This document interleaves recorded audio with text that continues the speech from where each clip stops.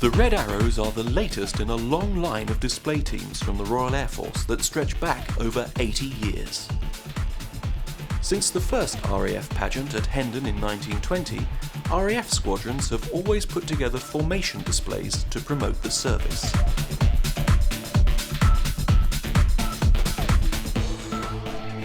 From early biplane fighters to the latest fast jets, these displays have thrilled the crowds over the decades. Aerobatics have always played a prominent part in Royal Air Force pilot training. They are an essential step in the training of pilots, allowing them to develop complete confidence in themselves and their aircraft.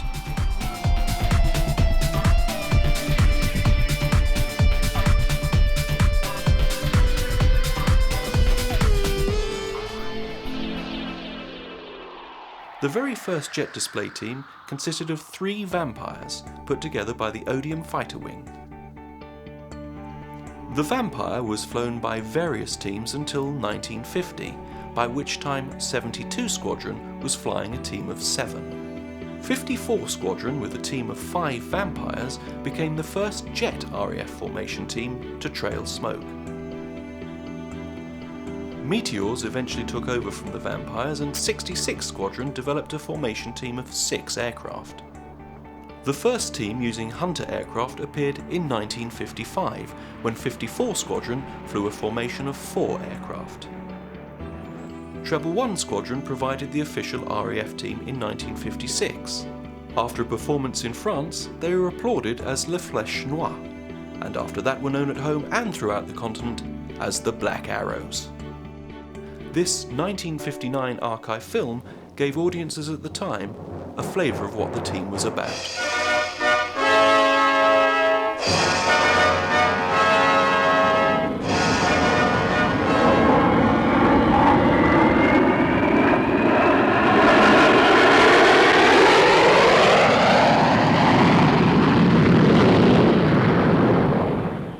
The high-speed aerobatics you have just seen were performed by the Treble 1 Squadron of the RAF.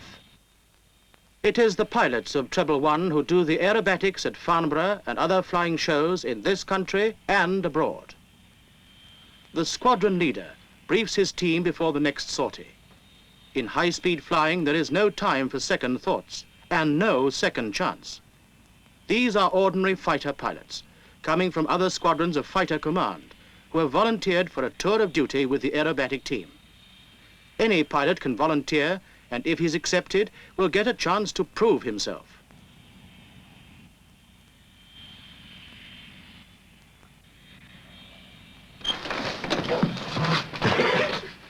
The briefing concludes.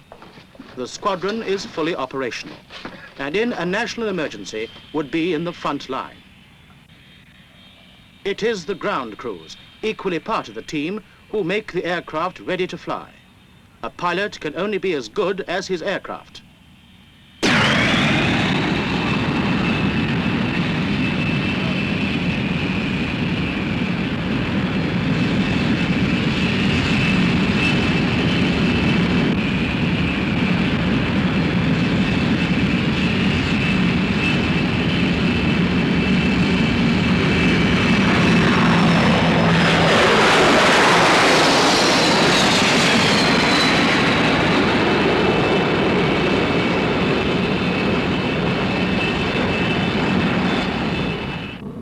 They go into a loop, this perfect pattern. How is it done? Not by instruments, but by eye alone. Each pilot follows the leader, and in card 5, he is the top left-hand aircraft.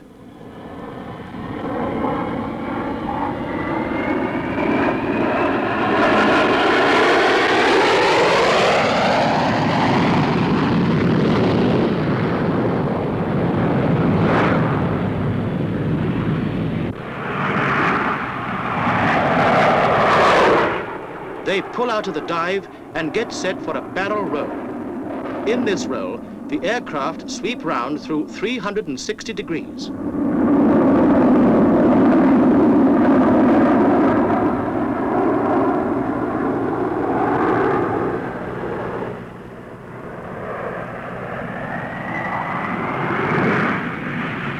Here they go, 22 of them into the loop. These are the only chaps in the world who can do it.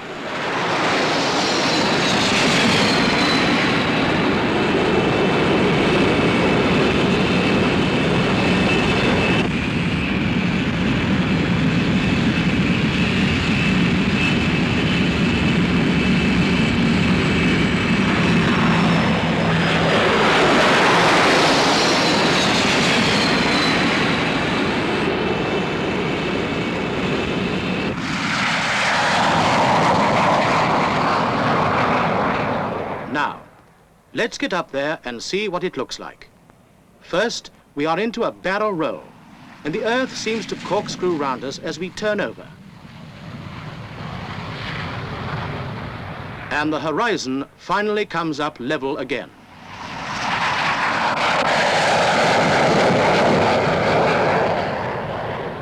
Now we go round with the formation in a loop. And this time, the Earth swings over our heads as the aircraft trace a circle in the sky. As we pull out, the pressure on the pilot is 3 times the force of gravity.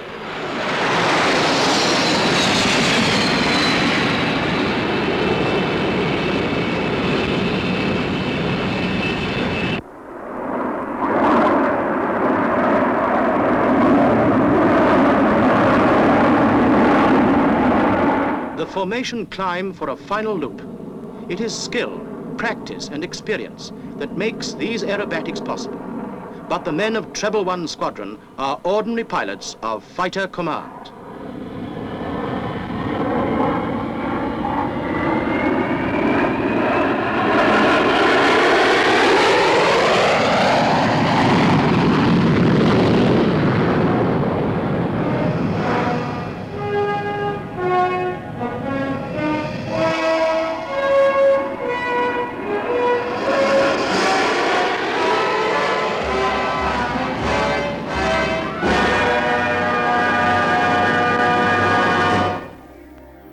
Treble One Squadron was the premier team until 1961, when 92 Squadron, the Blue Diamonds, carried on the tradition of the Black Arrows, introducing some new formations and flying 16 blue-painted Hunters.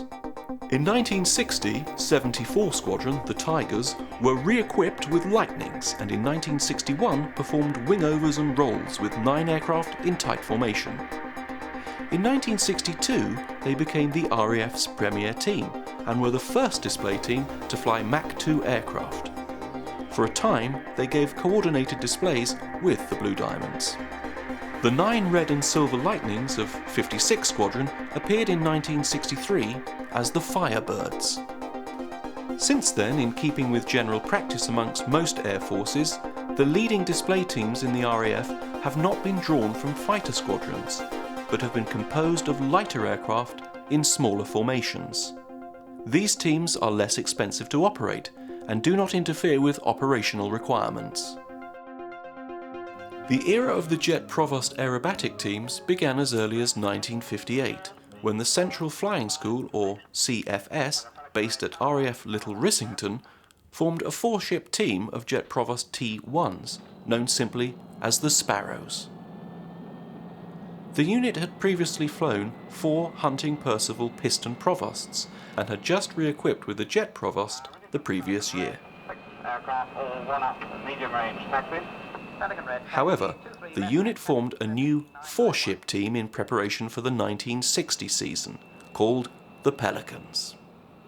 The team's aircraft had no special markings applied, but wore the standard silver and orange Dayglow training colours of the day. The team continued until halfway through the 1962 airshow season.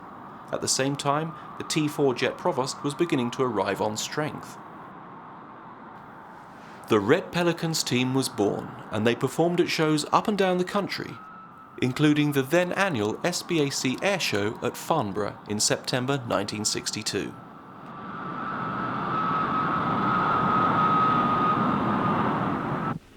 Ready on Pelican Red, takeoff. Pelican Red, takeoff. Surface wind 200, 10 knots. 200, 10 knots, ready then.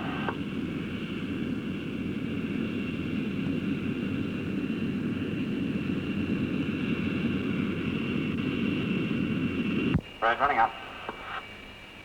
Red rolling, rolling. Go.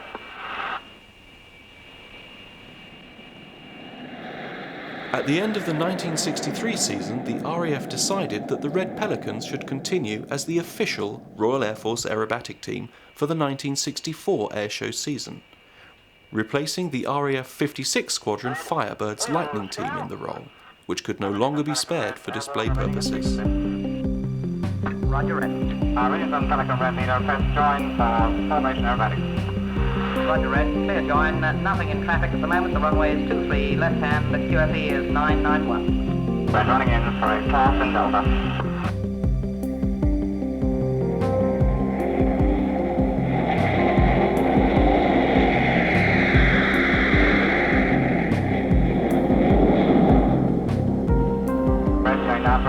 All the way around in arrows. All aircraft taking the top.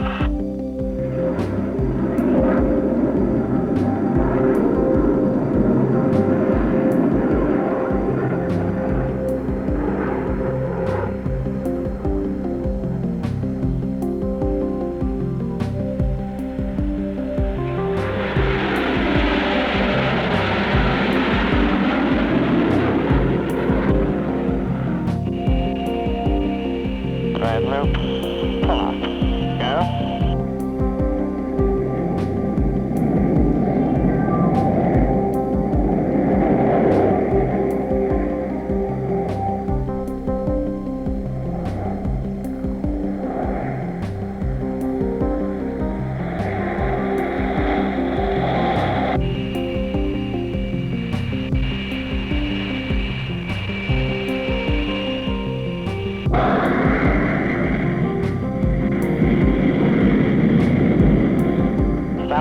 Take off, go. Going down the loop, changing the wide glass, last three aircraft taking the top.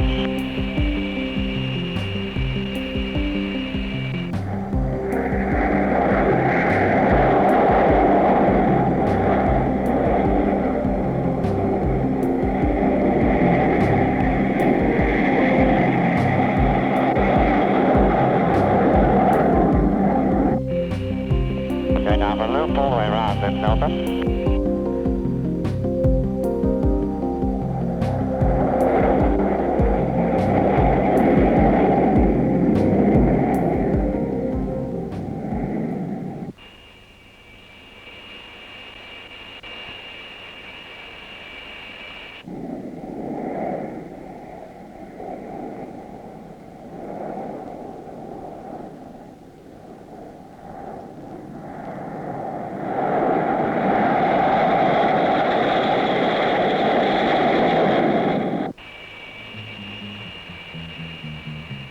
Going down narrow port Delta, all aircraft taking.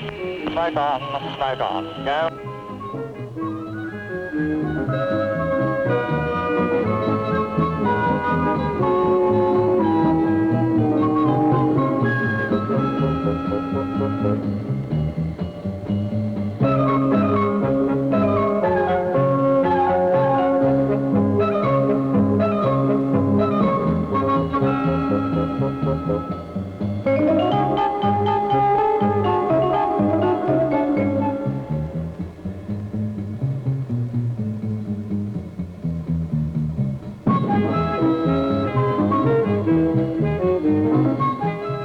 Going down the split loop, all aircraft are taking.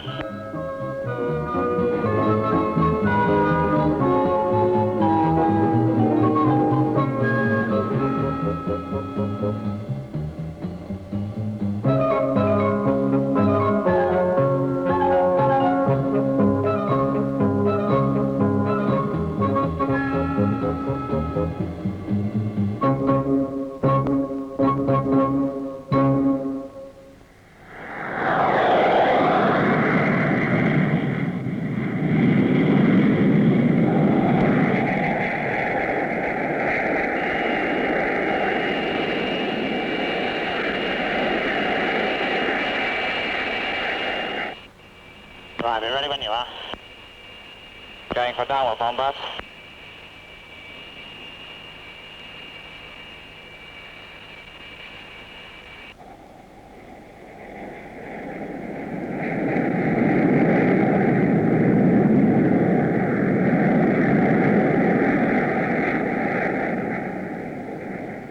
Red for bombers, red, break, great, go. The Red Pelicans continued displaying until the end of the 1973 season.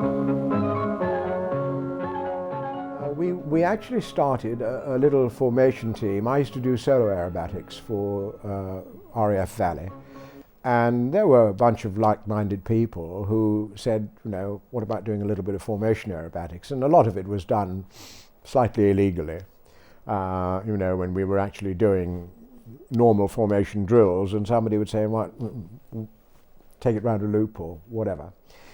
And a chap called Lee Jones, who was ex-Treble One Squad, really did an awful lot of groundwork and persuasion, and persuaded their airships that we ought to have a team, at least, of 4 aircraft. And ideally 5, because it puts 2 either side of the leader and makes it symmetrical. And they went along with that. And then they thought, well, let's have it as an unusual colour. And so they painted them yellow. And indeed, it was a striking colour. And it was beautiful on a blue day. But the minute you got a grey day, you lost them. And unless they had smoke on the far side of a manoeuvre, you lost them completely. And that's really how we started, the Yellowjacks. And we were called the Yellowjacks mainly because we used Yellowjack as a call sign. Lee Jones, again, the leader, who had been on Treble One, used, when they were on the Black Arrows, they used Blackjack, which was a distinctive call sign as opposed to a squadron call sign. And we used Yellowjack, and it just so happened that we'd been doing a few manoeuvres over the field, and people got interested, and the local journalist said, you know, can I come and watch them from the control tower, which he did. And he heard us call, running in, Yellowjack running in, and immediately that was our name. So it was by default that we got called the Yellowjacks. Pilots that flew in these teams needed to have certain personal strengths. I suppose a desire to do the formation aerobatics must be almost paramount. A certain ability, a mechanical ability, an ability, I presume, to stay in formation for a start, a love of aerobatics, a love of pure flying, and to be with a group of people, which requires actually a lot of trust and confidence in the person who's alongside of you or in front of you. The chap alongside of you, you hope will not rush out towards you and, you know, ping you off the side of the formation, or the chap in front of you won't bob you up and down and fire you off the formation. So it's mutual trust in each other's ability. And it's also compatibility on the ground. You must get on, but if you live in close proximity, you literally have got to gel as a team on the ground before you will produce any sort of reasonable performance in the air. As with all the RAF's display teams, the public greeted them with enthusiasm. In fact, we were very well received. We did some shows down at Yeovilton and, as I say, Farnborough and things like that. And immediately we'd sort of broken onto the British aviation scene. The word got around, and people said, "Have you seen these Yellowjacks? You know, and who are they?" We had been known by the sort of holiday makers and the local population in Anglesey because we used to practice over the field. And indeed, the local holiday makers used to come from Lancashire and places like that, used to line all the way around the airfield, line the road, so much so that they actually made a little lay-by for these people to sit in. The Follen Gnat was popular with pilots, but it was by no means a simple aircraft to fly. I think if, as I was, and other instructors were, with a reasonable amount of background and a reasonable amount of experience, it was a delight to fly. For somebody who was coming on to it as a flying training aircraft, it was a challenge because it was a complicated little beast. Indeed, if you didn't sort out any emergency procedures properly, you could get yourself in a bit of trouble. So as a pure advanced trainer, it was probably complicated, but for all of that, its very complication led to producing a student who could handle an airplane of that sort of complexity and performance very well. So you ended up with a very good product, albeit it might not have been the ideal platform at the time, or considered by some to be not the ideal platform. But it was a delight to fly. But like anything, there'll always be people who will say, it's not too good for this and it's not too good for that. I do believe there was somebody at Boscombe Down many years ago who said it would never be used for formation aerobatics. I'd like to see him now.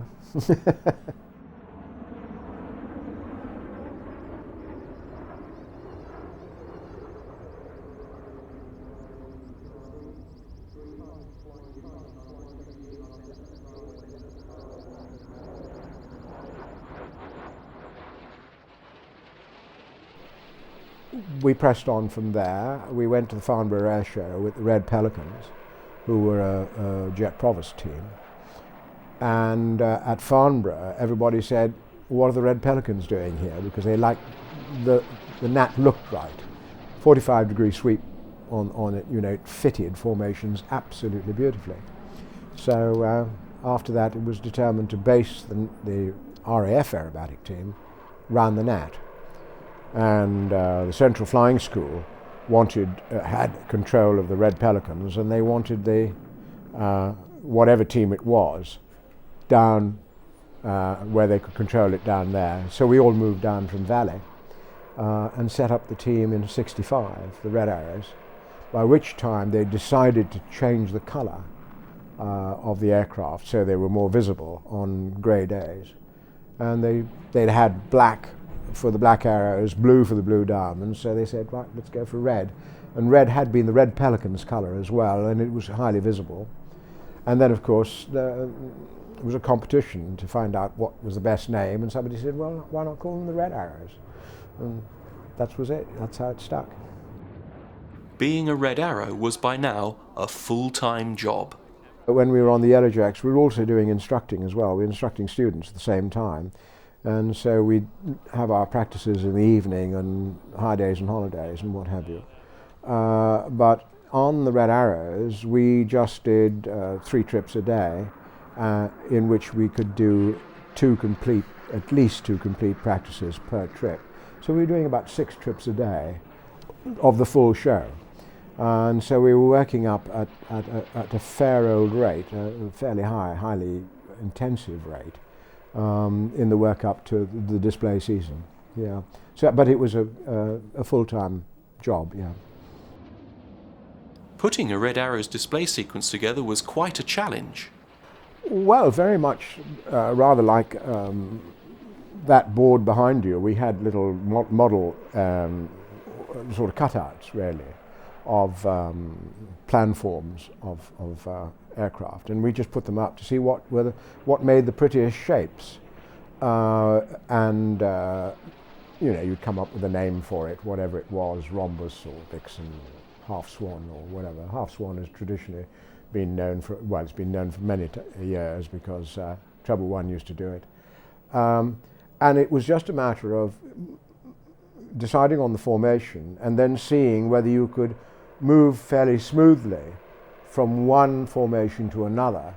What we always tried to do was enter a maneuver in one formation and come out of it in another without people when we wanted them to see the change, when it was a pretty change, as we called it, when it was worth seeing, we'd like to present it so the crowd could see the change.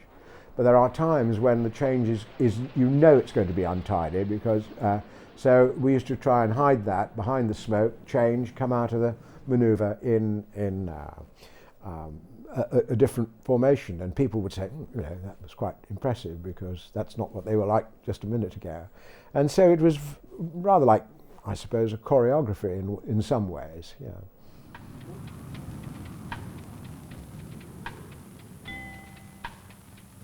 This film, made in 1965, gives a fantastic insight into the first year of the team.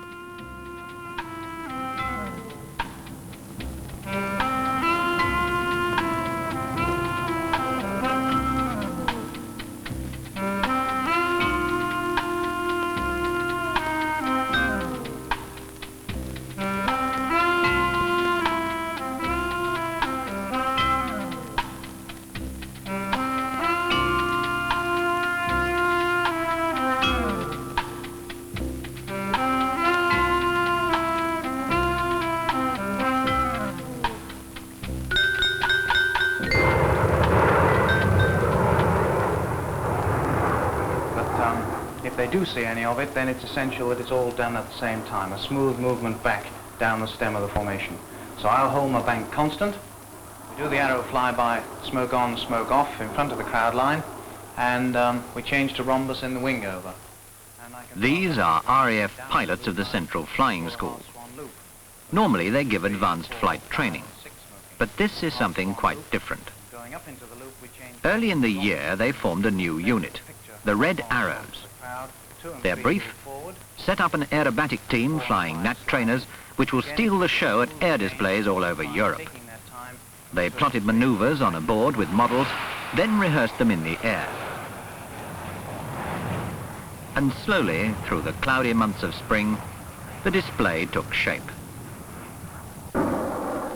It was tough, hard work, week after week, 3 and 4 sorties a day, bending about the sky in loops and rolls, stressing the body through 6 times the force of gravity. But continual rehearsal was vital. There were only a few days before the team would have to give its first public show. The Red Arrows fly the Nat Trainer, one of the smallest and lightest operational jets in the world. It's so small, in fact, the pilots say you don't so much climb into it as put it on. It's also extremely maneuverable, a fact very much appreciated by the aerobatic team. But it takes a good deal more than a good maneuverable jet to do formation aerobatics. It takes perfect reaction. It takes judgment that only experience can bring.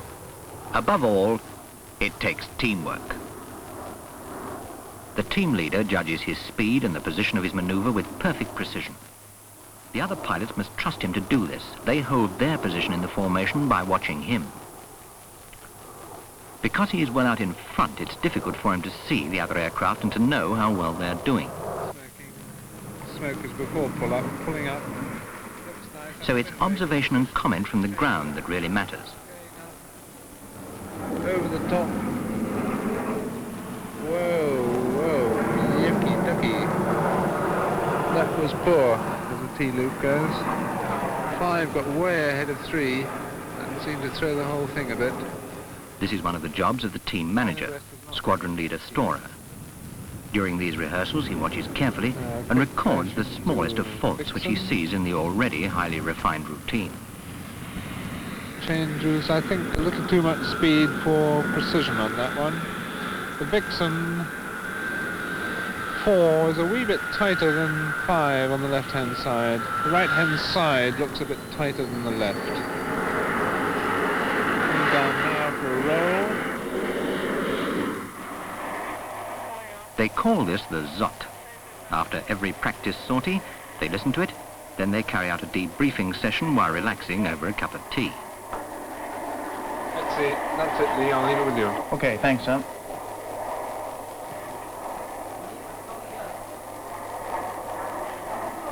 Some are smoking, some aren't. Smoke is very ragged, it's still on for going up. Right, let's take it to bits now. It seems to be coming along okay. from the Zot, but there's a lot of little things that need ironing out. Now the half swan. Now if I hold the bank constant, Pete, you're the leader is Flight Lieutenant Lee Jones, aged 37. Flying since 1946, his family has a long commitment to the RAF. During World War II, lost one brother over Germany, another was prisoner of war. As leader of the Red Arrows, he feels a great responsibility for his team. Until Ray checks in. Ray, you don't forget to check in this time, and then I can start really wrecking it round to pull up for the half swan loop. Right, now the cutlass. You beat us a little, but I think it was better from the point of view that you were through. Flight Lieutenant Bill Loverseed, AFC, 33, formation position 6. Born in Cairo, while on duty in Germany, married a German girl. Used to fly solo aerobatics and still enjoys doing the breakaway maneuvers. There's going to be a stop through the middle which people are going to see. Yeah, yes, of course, at the other end of the crowd line. Flight Lieutenant Eric Tilsley, 38, Team Reserve pilot. Wanted to fly all his life but became a police constable in 1947. Finally was able to join the RAF in 57, and this is his second year in aerobatics. It is. We should be planning on all the time. What did it look like? I think, in fact, it should have been a little bit... 5 seconds later. I think so. I came across a bit fast, I think, because yeah. I caught him just between Brian and you. Flying Officer Peter Hay, the youngest member of the team at 26. Was born in Rhodesia, flies in number 5 position. Once a geologist, he searched for uranium in East and Central Africa for 2 years. Then joined the RAF. Crossed behind me and I was just a bit slow getting into the slot. You didn't fall back though, Pete? No, you were right there all the time. Well, I tried. Yeah, we'll have to check on the routine because we don't... Flight Lieutenant Gerald Ranscombe, 35, number 4 position. Cranwell graduate, flying since 49. When he takes leave, likes to go skiing with his wife. Now, Jerry, what about the bend right out of that loop subsequently? I wrapped it round as tight as I could. Well, I wasn't desperately happy with it. It was a bit long and, well, you know, it wasn't one of the better ones. Now, the rocketry seemed to be going... Flight Lieutenant Raynham Hanna, AFC, 36, number 3 position. Born in Auckland, New Zealand, joined the RAF in 49. A rugby player, his heart has always been in flying.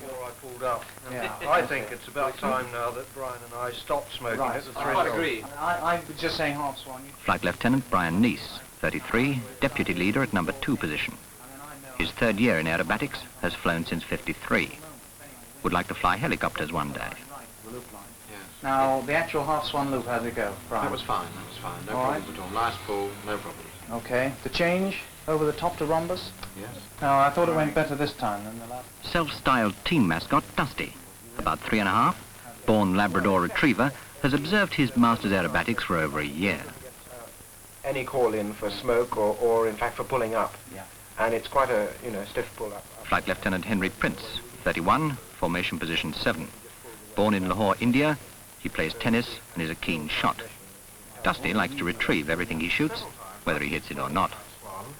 The bank goes on a little bit. Yeah. And I automatically think of old Ray because he says I'm giving him a rough ride. What about the number 2 and number 3, Could Brian? you call the change just a little bit earlier, even if it's just a couple of seconds?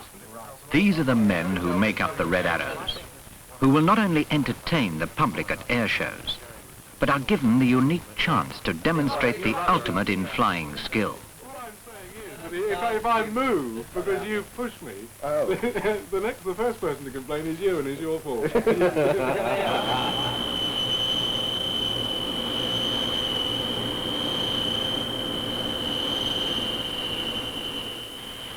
On an overcast morning in early May, the big day finally arrives, and with it, the Red Arrow's first and toughest audience, the press.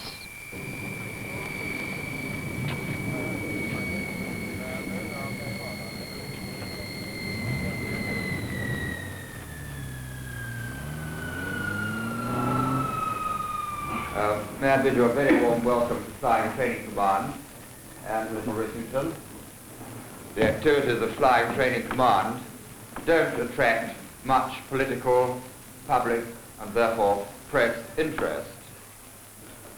Ladies and gentlemen, I'm Squadron Leader Storer. My job is team manager for the aerobatic team. On behalf of the Red Arrows, I welcome you to the Central Flying School. I would now like to hand you over to Flight Lieutenant Jones, who is the leader of the team and responsible for the flying in all its aspects. Ladies and gentlemen, I'm going to carry out an air briefing after lunch, before the second sortie.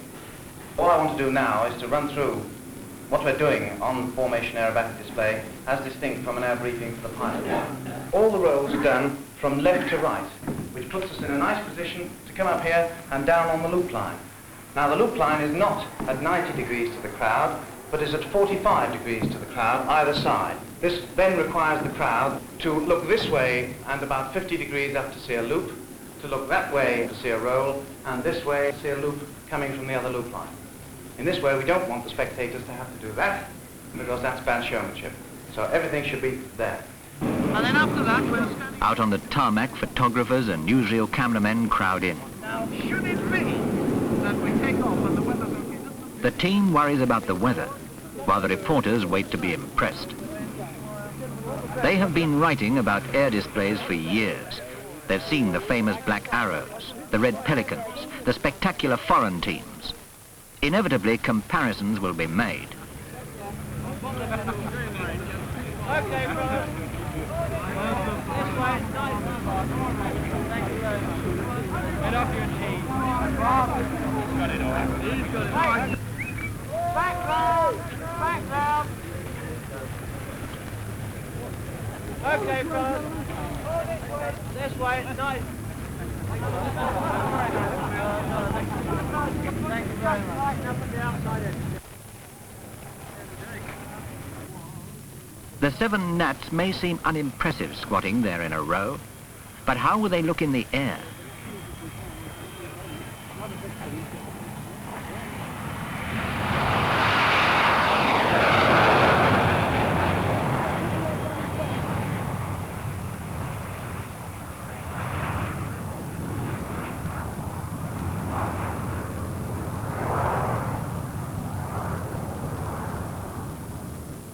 Visibility is not good enough for a full show. No loops and rolls through that cloud. So Flight Lieutenant Jones leads his team through a series of low-level maneuvers and formation passes, giving the photographers a chance to get some pictures.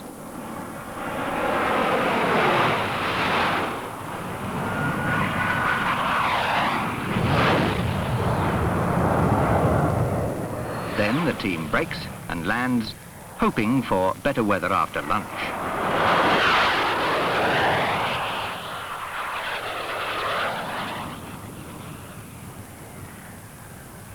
I'm afraid that show that you have just seen was our bad weather show, not the show as briefed to you by Flight Lieutenant Jones this morning. If you look at your program, we are going to the officers' mess for lunch at 1200, which it is now. All I have first got out there was 2 microphones instead of 1. 2 loudspeakers instead of 1. That last one I started with -50 on there. Must have looked very nice. I did a beautiful approach out of the valley, power on up the hill. And I took in my program, I had the vaguest idea what you were going to do. There's a boom, smack, smoke and noise. And then everybody says, we missed that, could we have it again? I bet the commentary went big. I didn't have a PA system. I missed you doing full show. Blue, boom, boom, thanks. You can only blame the weather. You know, there is one. So I said, okay, we'll smash in. So we smashed in, the first arrival was all right, and then the reverse. And just as I was about to pull up into the wrong as well, I thought, right, it's not on your line, big black cloud like that. So he threw that away, and I thought, we'll go around, and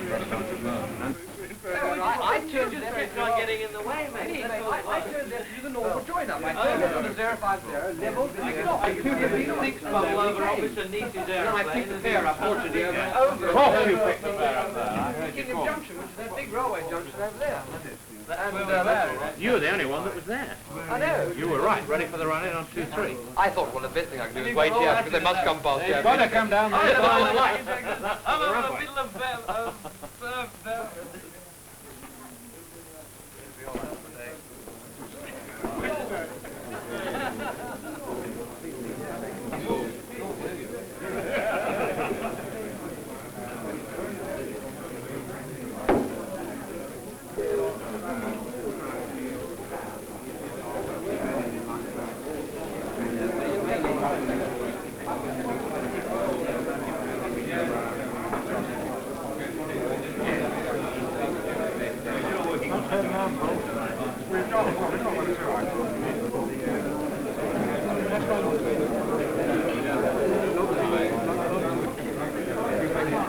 And all they see is two aeroplanes go by in the middle, or at best they're following one, and they just suddenly see a blur go the other way. So, although it's very satisfying from our point of view, we get a Gentlemen, now I have your attention for a few moments, please.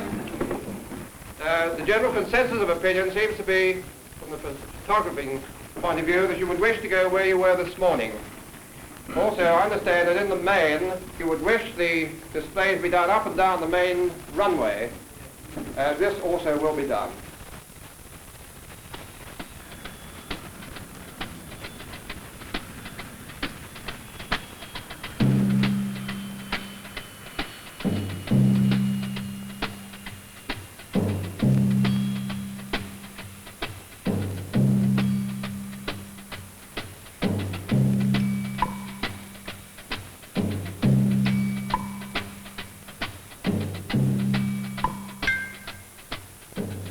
The weather has lifted.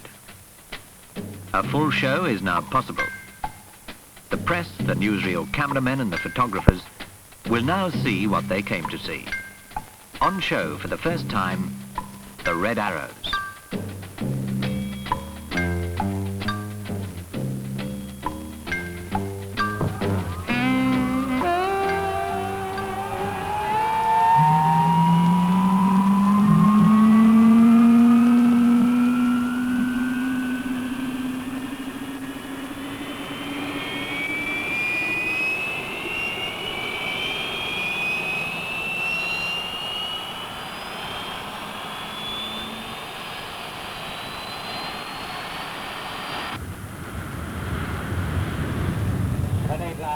Red Arrows, stand by the taxi.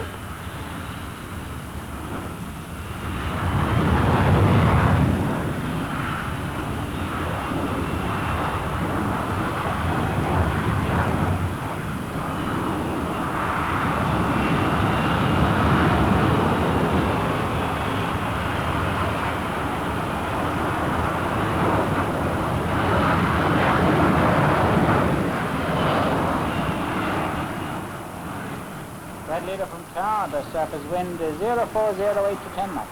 Thank you.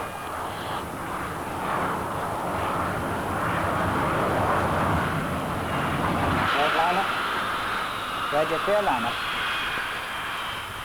you look to your right, ladies and gentlemen, you will see the Royal Air Force aerobatic teams lined up on the runway, about to take off. Now can break off. Go up to 60% now. Right up in 90.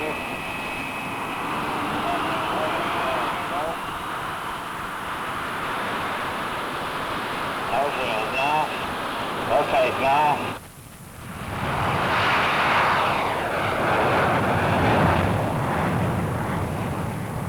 May I present the Red Arrows?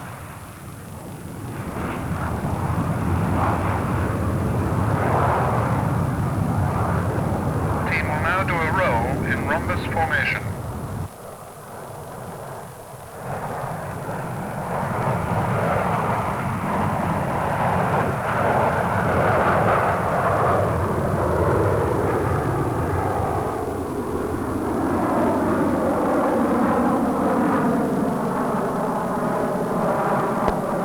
Formation now changes from rhombus to arrow, and then into what we call half swan. As they pull up, they will be doing about 350 miles an hour. At the top of the loop, when they're upside down, the speed will be down to about 170 miles an hour.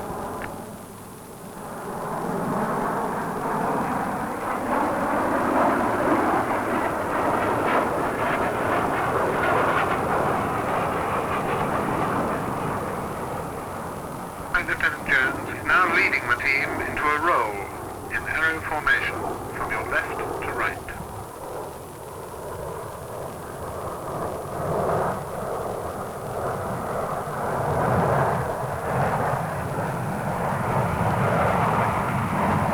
The team will change to Big T. 5 aircraft in front are in line abreast. This is the most difficult of all formation positions to fly in.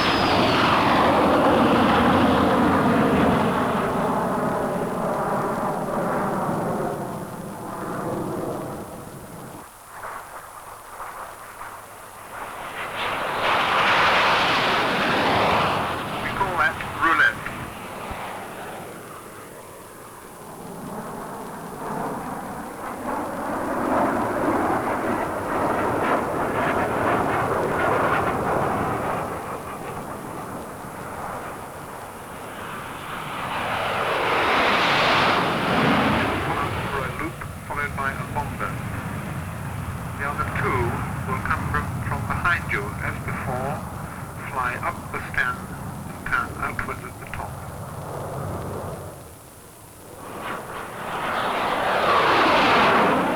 This requires very, very skillful planning.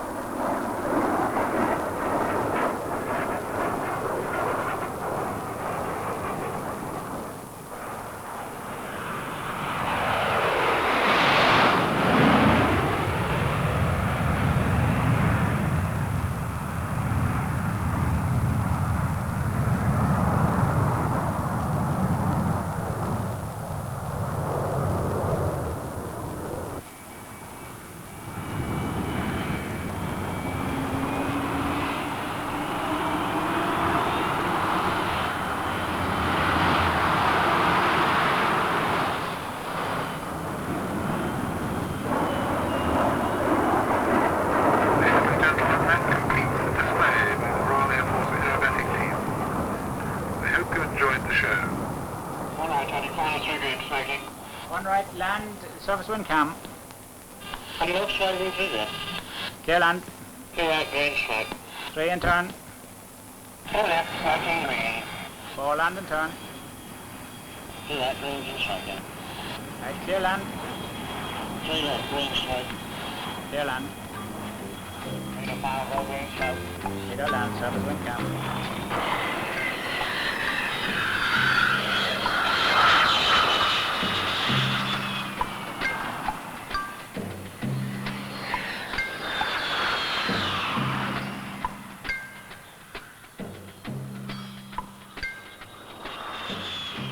At the end of their first season, the team had performed 65 displays in Britain, France, Italy, Holland, Belgium and Germany. I think a lasting memory is a time of sheer fun. I mean, punctuated by bits of excitement here and there, but the sheer fun of flying with people who were like-minded. That's not to say you don't get the same sort of thing on a squadron, but we lived very much closer together than any fighter squadron crews would do. You know, sort of finish the day, pack up, go home. We'd finish the day, pack up, go to some other venue somewhere, you know, and we were almost living in each other's pockets. So, and it was the sheer fun and the joy of flying together. And yeah, and we got on well. We were a bunch of people who got on well, which was good. In 1968, the team was increased in size to 9 and adopted the classic Diamond 9 formation, which has come to represent the peak of precision flying. It is now the team's trademark and is recognised worldwide. I think initially when you join, you just learn to fly formation and you fly starting just with the basics, but very, very quickly you're into doing your loops and your rolls, and then you join more aircraft onto it. So then you fly sides, so you fly the left side, the right side, and then eventually put it all together. But the formulation of the actual show itself is normally you take what you had last year, see where the problems were, and then just try and improve them. There was a move sometimes to do something radical, but quite honestly, at the end of the day, the Red Arrows have always had a reputation for smooth precision display that is guaranteed or virtually guaranteed, as opposed to something which was a bit outlandish and sometimes it worked and sometimes it didn't. Although we did get into those realms occasionally where we would try manoeuvres which were not wholly, even in the weather conditions, they weren't guaranteed. But sometimes in a particular case, I can remember, we persevered throughout the entire season with a particular part of the show which really probably shouldn't have done. But again, we ditched it at the end of the next year and put something else in. So it's a gradual evolution. The Red Arrows took delivery of the Hawk trainer in the winter of 1979. It was quite a different aeroplane, the Hawk, although we were told, it's pretty much like the Gnat. It handled quite differently. And first of all, I think the main difficulty we had was the fact that the show had to be spread out. The Gnat, you could fly it very tightly, but in the Hawk, the show was bigger, the loops were bigger, and the speeds were a bit different. You had to fly faster, so therefore the whole thing was spread out. Set against that, of course, the aircraft is bigger, so I think the visual impression was probably pretty similar to that of the Gnat. But the Hawk was just a very nice aeroplane as well. Not quite the character of the Gnat, but it was a very nice aeroplane and a very good aircraft for the job that it was doing. So the transition between the two aeroplanes was relatively straightforward. You know, all we did was to fly the same show in the Hawk with virtually the same team as well. So it was a relatively smooth transition. Since being introduced into service with the Red Arrows, the Hawk has taken the team on tours of Eastern and Western Europe, the USA, the Middle and Far East, Africa and Australia. In all, the Red Arrows have displayed in 50 countries.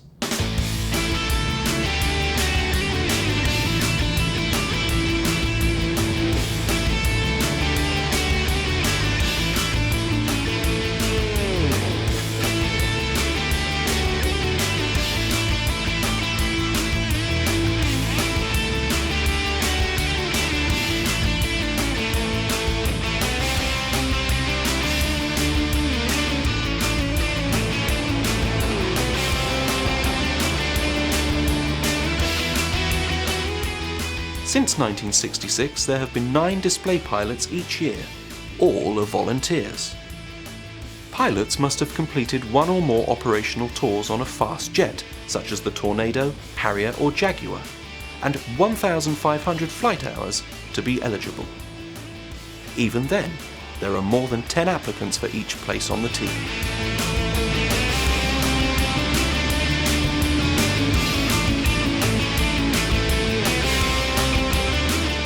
Pilots stay with the Red Arrows for a 3-year tour of duty.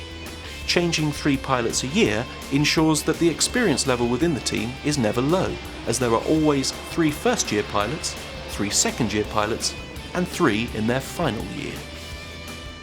The Red Arrows have no reserve pilots for safety reasons, as a spare pilot would not perform often enough to fly to the standard required. If one of the pilots is not able to fly, the team is able to fly an 8-plane formation, in which case the team leader will change the positions of the other pilots to maintain the most pleasing effect. If the leader is unable to fly for any reason, then the Red Arrows will not fly at all. During a routine, Red Arrows pilots regularly experience forces up to 5 times that of gravity, and when performing the aerobatic manoeuvre, the Vixen brake, forces up to 7G can be reached, close to the 8G structural limit of the aircraft. The Red Arrows are the culmination of over 80 years' experience of formation display flying by the RAF. They continue a proud tradition that continues to thrill crowds in the 21st century.